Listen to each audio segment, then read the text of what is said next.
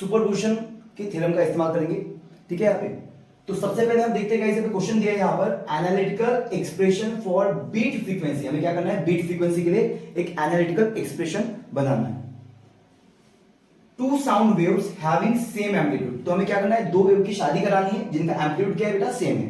Okay, तो मैंने यहाँ पे आपको दिख रहा होगा डायग्राम में, आपको दो वेव दिखाया है यहाँ पे, और इन दोनों का एम्पलीट्यूड क्या है, सेम है, बट इनकी स्लाइटली डिफरेंट फ्रीक्वेंसी। तो मैंने क्या किया, इसकी फ्रीक्वेंसी लिया n1 और इसकी फ्रीक्वेंसी लिया n2। उसके बाद में क्या करना है आपको कैसे पे ये जो आपने डायग्राम बनाया हो उसके बारे में लिखना है कि आपने दो वेव्स लिए जिनका कैसे पे सेम एम्पलीट्यूड है बट स्लाइटली डिफरेंट फ्रीक्वेंसी है। ठीक है, n1 और n2 जो आपको क्वेश्चन में दिया है वही आपने लिखे। और ये जो दोनों वेव है यहाँ पे, ये मीडियम में कोई तो भी x पॉइंट है, इस पॉइंट पे अराइव हो रहे हैं, कैसे, फेस में अराइव हो रहे हैं, फेस में। तो भाई ये जो वेव है, इस वेव के डिस्प्लेसमेंट का इक्वेशन क्या होता है, तो आपको याद होगा वेव के डिस्प्लेसमेंट का इक्वेशन क्या था। तो displacement of wave is given by displacement of wave is given by, भाई डिस्प्लेसमेंट ऑफ वेव का इक्वेशन क्या था बेटा, पहली वेव का इक्वेशन था y1 equal to a sin 2 pi nt plus x upon lambda, ये पहली वेव का इक्वेशन था। ठीक है, आप और दूसरी वेव का इक्वेशन क्या था बेटा, यहां पे मैं n1 नाम देता हूं, पहले वाले वेव की फ्रीक्वेंसी है n1। दूसरी वेव का इक्वेशन क्या था, y2 equal to a sin 2 pi n2t plus x upon lambda.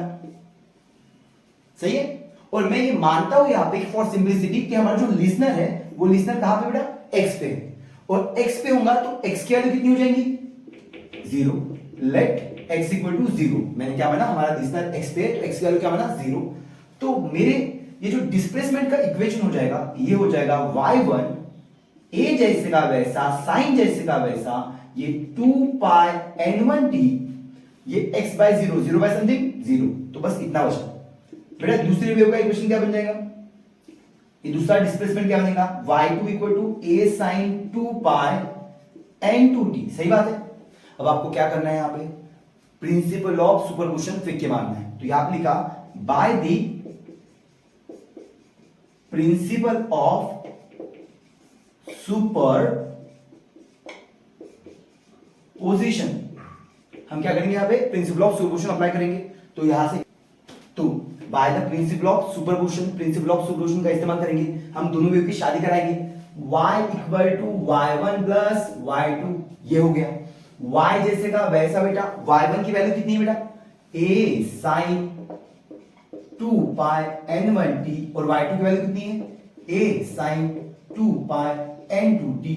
इसमें से कॉमन क्या है बेटा, a को कॉमन निकाले, अंदर क्या बचा, अंदर बचा sin 2 pi n1t plus sin 2 pi n2t। तभी हमें मैथ्स वाले सर की याद है, मैथ्स वाले सर ने हमें बताया होंगे, आपने ट्रिग्नोमेट्री में पढ़े होंगे, sin c plus sin d का फॉर्मूला सर ने बताया होंगे, ये आपकी लॉग की बुक में भी लिखा रहता। क्या होता बेटा formula, 2 sin c plus d upon 2 cos c minus d upon 2, ये वाला फॉर्मूला होता। क्या होता, sin c plus sin d का फॉर्मूला क्या होता, 2 sin c plus d upon 2 cos c minus d upon 2। अब बस यही फॉर्मूला यहां पे अप्लाई करते हैं। बोलिए, a जैसे का वैसा, ये y, ये a जैसे का वैसा, क्या आया, 2 into a 2a, 2 into a 2a, sine जैसे का वैसा। बताइए c की जगह पे कौन है बेटा, क्या ये c है और क्या ये d है, c की जगह पे लिखा 2 pi n1t, ये लिखा 2 pi n1t, और इसकी जगह पे लिखा 2 pi n2t अपॉन 2।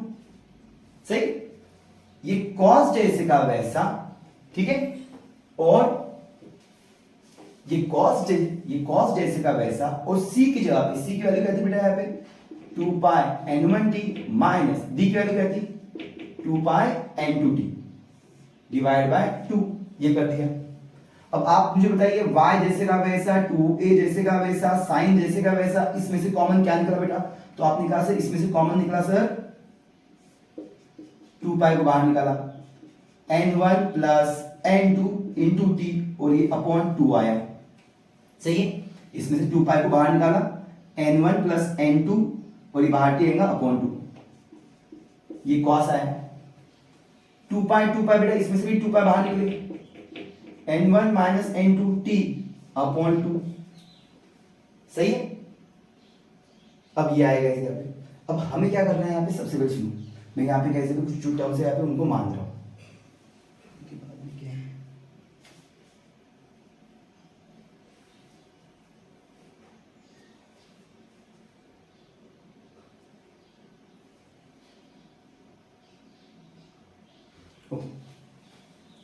तो अभी हमें क्या करना है, कैसे यहाँ पे y equal to 2a sin 2 pi n1 plus n2 upon 2 into t है, cos 2 pi n1 minus n2 upon 2 into t है। मैं इसको रीअरेंज कर रहा हूँ, यहाँ पे क्या कर रहा हूँ, रीअरेंज कर रहा हूँ यहाँ पे, ठीक है। यहाँ पे मार्क किसमें था, पे अगर मैं बोलूंगा ये पहला वाला इक्वेशन किसमें था, साइन में था, दूसरा इक्वेशन भी किसमें था, साइन में था, तो ये वाला इक्वेशन भी किसमें रहेगा, साइन में रहेगा। तो जो एक्स्ट्रा का मिल रहा है, जैसे ये 2a, ये cos 2 pi n1 minus n2 upon 2 into t, ये जो है इसको मैं रीअरेंज किया, इसको पहले लाया और इस साइन वाली टर्म को बाद में लाया, sign 2 pi n1 plus n2 upon 2 into T आएगा बेटा, ये कुछ ऐसा आएगा। अब मुझे क्या करना है, यहाँ पे लेटना है, क्या लेटना है, यहाँ पे देखिए मैं क्या कर रहा हूँ, ये जो एक्स्ट्रा की टर्म है इसको मैंने माना एम्पलीट्यूड, जो एक्स्ट्रा की टर्म मिल रही है उसको हमें क्या मानना है, एम्पलीट्यूड मानना है। तो let a is 2a cos 2 pi n1 minus n2 upon 2 into t, ये जो दिख रहा है बेटा यहाँ पे, इसको आपने क्या मान लिया, a मान लिया, a है एम्पलीट्यूड, क्योंकि एक्स्ट्रा की टर्म मिल रही है यहाँ पे, तो ये रिजल्टेंट एम्पलीट्यूड गाइस यहाँ पे 2a cos 2 pi n1 minus n2 upon 2 into T कहलाएगा। और इसको लिखा मैंने यहाँ पे, ये जो दिख रहा है and n1 plus n2 upon 2 को मैं क्या मानूंगा गाइस यहाँ पे, स्मॉल n, एवरेज वैल्यू नहीं इसकी, तो स्मॉल n मानूंगा। अब बस ये वैल्यूज यहाँ पे पुट कर दीजिए, तो आपके वेव का इक्वेशन बनेगा y इक्वल टू, इसके जगह पे लिखूंगा मैं गाइस यहाँ पे a, ये साइन जैसे का वैसा, इसके जगह पे लिखूंगा n, ये 2 पाई n और ये t जैसे का वैसा। ये हो गया दो वेव की शादी कराने के बाद में, दो वेव जिसका एम्पलीट्यूड सेम था और फ्रीक्वेंसी अलग थी, उनको गाइस यहाँ पे सुपरपोजिशन कराने के बाद में y equal to a sin 2 pi n t, ये आपके वेव का इक्वेशन आएगा। ये होने के बाद में हम गाइस यहाँ पे क्या करेंगे, ये जो रिजल्टेंट एम्पलीट्यूड आया इसके केसेस को डिल आउट करेंगे। यहाँ पे उसकी वैल्यू को क्या माने थे, यहाँ पे 2a cos 2 pi n1 minus n2 upon 2 into T, इसकी वैल्यू को एम्पलीट्यूड माने थे, रिजल्टेंट एम्पलीट्यूड माने थे। अब इस जो हमने माने थे, इससे कैसे पता है, दो कंडीशन सॉल्व होते हैं यहाँ पे, एक होता है यहाँ पे मैक्सिमम एम्पलीट्यूड जिसको हम वैक्सिंग कहते हैं, और एक होता है मिनिमम एम्पलीट्यूड जिसको कहते हैं हम वैल्यू। अगर मैं वैक्सिंग की बात करता हूं तो वैक्सिंग के लिए हमें क्या मानना पड़ेगा, यहाँ पे हमें मानना पड़ेगा कि एम्पलीट्यूड की वैल्यू प्लस माइनस 2a है करके। वैक्सिंग क्या होता है, मैक्सिमम एम्पलीट्यूड, और मैक्सिमम एम्पलीट्यूड क्या होता है यहाँ पे a 2a plus minus 2a। और विनिंग वैनिंग की अगर बात करूंगा तो एम्पलीट्यूड मानना पड़ेगा 0। वैनिंग क्या होता है, मिनिमम एम्पलीट्यूड, और मिनिमम एम्पलीट्यूड क्या होता है बेटा, 0। ये दोनों कंडीशन को मैं यहाँ पे पुट करता हूं और चेक करता हूं यहाँ पे कि मुझे बीट फ्रीक्वेंसी कितनी मिलती है।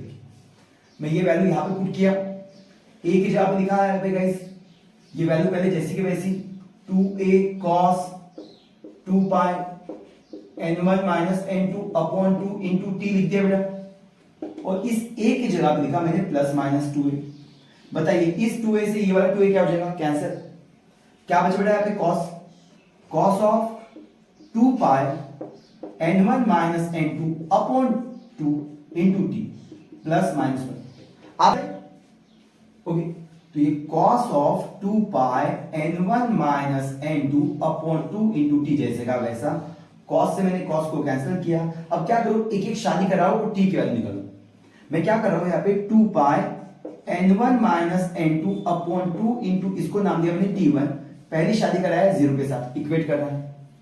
सिमिलरली गाइस यहाँ पे मैं बोलूंगा यहाँ पे 2 pi n1 minus n2 upon 2 into t2 बोलो उसको सेकेंड टर्म में, जब आप पाई के साथ कंपेयर कर दो। और तीसरी टर्म आप क्या बोल सकते हो बेटा यहाँ पे 2 पाई, तीसरी शादी करा दो, इसकी शादी इसके साथ करा दो, तो 2 pi n1 minus n2 upon 2 into t, ये कितना है बेटा यहाँ पे 2 पाई है, ये ऐसे करा दिया। अब बताइए मुझे यहाँ पे ये t1 जैसे का वैसा, ये पूरी टर्म जो है ये डिवीजन में जाएंगी, तो 0 बाय समथिंग क्या आएगी 0, तो t1 आया 0। यहाँ पे पाई के साथ मैंने पाई कैंसिल कर दिया बेटा, 2 के साथ 2 कैंसिल कर दिया, ये t2 जैसे का वैसा ये टर्म आएंगी डिवीजन में, यहाँ पे 1 बचा 1/n1 माइनस n2, सही है। यहाँ पे ये t2 रहेगा। और मुझे बताइए यहाँ पे अगर मैं इसको t3 मानता हूँ, ये t3 रहेगा, तो 2 पाई से 2 पाई कैंसिल, ये 2 जाएगा ऊपर, 2 1 जा 2, इधर ये क्या बचा बेटा n1 माइनस n2, ये आपका आएगा t3, ठीक है। यहाँ पे ये आएगा t3। तो आपके पास गाइस यहाँ पे क्या आया, यहाँ पे t1 आया, t2 आया और t3 आया।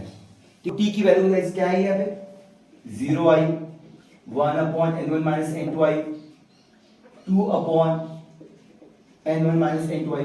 तो मुझे तो इन दोनों के बीच के टाइम इंटरवल कितना रहेगा, तो time interval between two successive waxing, ये दो सक्सेसिव वैक्सिंग के बीच का टाइम इंटरवल क्या रहेगा, time interval between two successive waxing कितना रहेगा बेटा, यहाँ पे ये t रहेगा, this is t1 this is t2, तो t2 माइनस t1, या फिर आप इसको t3 माइनस t2 करो, इसमें से इसको माइनस करो या इसमें से इसको माइनस करो, दो में से एक गया, यही बचेगा 1/n1 माइनस n2 बचेगा बेटा। तो ये आया t आया गाइस यहाँ पे t1 minus t2, t3 minus t2 कितना है 1/t1 माइनस t2, ये आया टाइम इंटरवल। अगर टाइम इंटरवल आ जाएगा तो अपने को बीट फ्रीक्वेंसी भी मिल जाएगी। बीट फ्रीक्वेंसी क्या होता है बेटा, टाइम इंटरवल का रेसिप्रोकल। तो therefore beat frequency is equal to 1/t, और 1/t गाइस पे क्या होगा बेटा 1/n1 minus n2, sorry 1/n1 minus n2, जो ऊपर जाके क्या बन जाएगा n1 माइनस n2, ये क्या आएंगे बेटा आपकी बीट फ्रीक्वेंसी आएंगी, ठीक है। यहाँ पे तो आपने वैक्सिंग के लिए क्या निकाल दिया, यहाँ पे वैक्सिंग के लिए अपने टाइम इंटरवल भी निकाल लिए, और वैक्सिंग के लिए अपने क्या निकाल दिया बीट फ्रीक्वेंसी निकाल दी। तो पेपर में जब पूछा जाता है यहाँ पे तो मैक्सिमम एम्पलीट्यूड मतलब वैक्सिंग के लिए आपको बीट फ्रीक्वेंसी तक आना है। सिमिलरली अभी हम क्या करेंगे, वैनिंग के लिए करेंगे, इसके लिए करेंगे वैनिंग के लिए।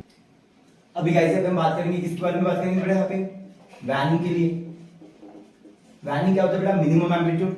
मिनिमम एम्पलीट्यूड कितना रहेगा गाइस यहाँ पे, a इक्वल टू क्या रहेगा बेटा यहाँ पे 0, सही बात है। यहाँ पे तो वैनिंग के लिए करेंगे, मिनिमम एम्पलीट्यूड के लिए करेंगे, यहाँ पे लिखेंगे मिनिमम एम्पलीट्यूड गाइस। यहाँ पे वैनिंग क्या होता है, मिनिमम एम्पलीट्यूड होता है, और इस मिनिमम एम्पलीट्यूड के लिए एम्पलीट्यूड गाइस यहाँ पे a की जगह पे क्या रखेंगे 0 रखेंगे। मैं पहले क्या कर रहा हूँ, ये वैल्यू जैसे की वैसे लिख रहा हूँ यहाँ पे, ये 2a cos of 2 pi n1 minus n2 upon 2 into t, ये हुआ। एम्पलीट्यूड कितना हुआ बेटा यहाँ पे 0 हुआ। अब मुझे बताइए यहाँ पे cos ऑफ 2 पाई जैसे का वैसा, ये 2a 0 के नीचे आया कितना हो जाएगा 0, cos of 2 pi n1 minus n2 upon 2 into t, 0 by something क्या आ जाएगा बेटा 0। अब आप बताइए cos of 2 pi n1 minus n2 upon 2 into t हुआ।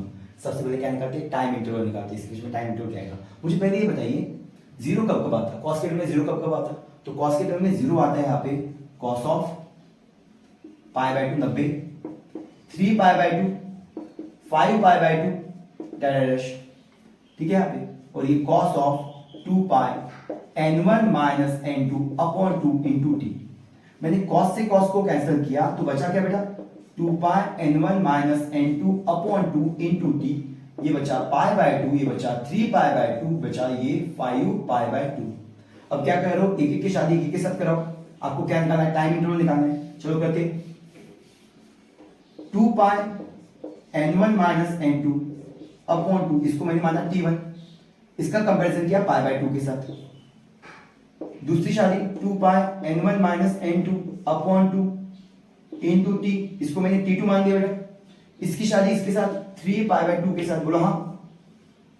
तीसरा है 2 pi n1 minus n2 upon 2 into t3 equal to 5 pi by 2 के साथ। आप बताइए मुझे, यहाँ पे पाई के साथ मैंने पाई को कैंसिल कर दिया, यहाँ पे भी देखिए पाई के साथ मैंने पाई को कैंसिल कर दिया, यहाँ पे भी पाई के साथ पाई को कैंसिल कर दिया। यहाँ पर देखिए अगर मैं 2 के साथ 2 को भी कैंसिल कर सकता हूँ, इस 2 के साथ इस वाले 2 को कैंसिल कर सकता हूँ, इस वाले 2 के साथ इस वाले 2 को कैंसिल कर सकता हूँ। यहाँ पे बताइए t1 आएगा कि नहीं आएगा, t1 क्या आएगा बेटा, यहाँ पे t2 है तो ये 1 अपॉन, इधर तो कुछ बचा नहीं, इधर बचा 1 अपॉन बेटा क्या है 2n1 माइनस n2, ये 2n1 माइनस n2 इधर मल्टीप्लीकेशन में, इधर जाकर डिवीजन में 2n1 माइनस n2, तो ये आया T1। क्या है बेटा? T1। मैंने कहा यहाँ पे ये T2 जैसे का वैसा बेटा 2 n1 माइनस n2 क्या आएगा? नीचे आएगा। ये 3 जैसे का वैसा ये नीचे आया 2 n1 माइनस n2, ये आया T2। तो T2 is equal to 3/2 n1 minus n2। ठीक है, यहाँ पे मैं आया बेटा यहाँ पे T3 के ऊपर, ये 5 जैसे का वैसे, ये twice of n1 minus n2 का ऐसे में मल्टीप्लिकेशन में ये नीचे आएगा n1 माइनस n2, ये आया T3। तो T1 होता है 1/2 n1 माइनस n2, T2 होता है 3/2 n1 माइनस n2 और T3 होता है 5/2 n1 माइनस n2।